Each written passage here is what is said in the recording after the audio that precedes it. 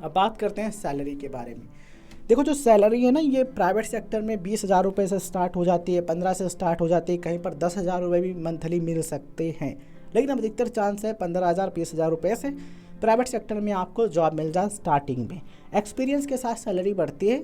देखो क्या होता है, कॉलेज से पास आउट हुए है ना, एज अ फ्रेशर आपकी सैलरी कम होगी, प्राइवेट हॉस्पिटल ज्वाइन करोगे या फिर प्राइवेट ऑर्गेनाइजेशन ज्वाइन करोगे, वहाँ कम हो गई। एक्सपीरियंस के साथ 30,000 तक 35,000 तक है ना, इस तरीके से हो सकती है। या फिर बढ़िया हॉस्पिटल में बहुत अच्छे पहुँच गए हो तो 50,000 रुपये तक भी जा सकती है एक्सपीरियंस के साथ। लेकिन वही अगर हम बात करें गवर्नमेंट की, है ना, नर्सिंग ऑफिसर बन जाते हो या फिर CHO बन जाते हो, स्टाफ नर्स बन जाते हो, नर्सिंग सिस्टर बन जाते हो, एम्स जैसे टॉप हॉस्पिटल्स में या फिर रेलवेज़ में, है ना, इंडियन रेलवे में जॉब्स निकलती नर्सिंग उनमें, या फिर ESIC में सेलेक्ट हो जाते हो, तो यहाँ पर आपकी जो सैलरी है ये 50,000 60,000 70,000 75,000 रुपये पर मंथ तक भी हो सकते हैं स्टार्टिंग में। ये गवर्नमेंट जॉब की बात करें, लेकिन रियलिटी समझो।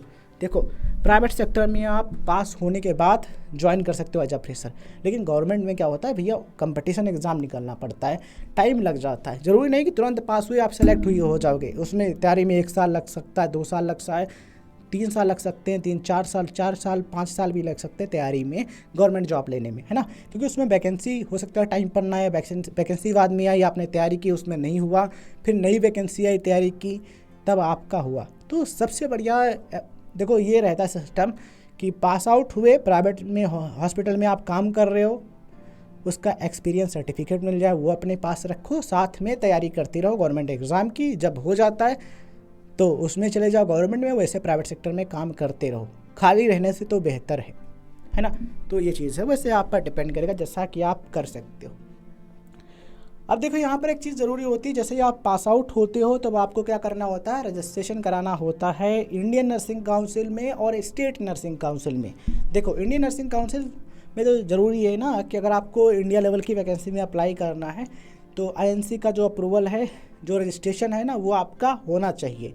और वैसे जिस स्टेट में काम करते हो तो उस स्टेट का जो नर्सिंग काउंसिल है, जैसा कि UP का नर्सिंग काउंसिल, MP का, इसी तरीके से अलग अलग जो स्टेट्स हैं उनका नर्सिंग काउंसिल है, उस नर्सिंग काउंसिल में भी आपको रजिस्ट्रेशन कराना होगा as a registered nurse and registered midwife, मतलब कि RN एंड RM, ये रजिस्ट्रेशन करवाना होता है। इसको करवाने के बाद आप कहीं पर भी जॉब कर सकते हो, प्राइवेट या फिर गवर्नमेंट में, ठीक है। तो ये रजिस्ट्रेशन बहुत ज़रूरी होता है, ये पास होने के बाद होता है। तो यहाँ पर समझिए, right information equal to right career. अगर आपको सही समय पर सही जानकारी मिल जाती है तो सही करियर आपको मिल जाता है। जिनको नहीं मिलता वो भटकते रहते हैं, भले ही वो योग्य हों। सही समय पर जब सही जानकारी नहीं मिलती है तो वो भटक जाते हैं। इसलिए जानकारी को महत्व दो और समय पर अपडेट रहो, चीज़ों को समझते रहो, जानकारी लेते रहो, फिर काम करो, मेहनत करो, डेफिनेटली आप सफल हो पाओगे।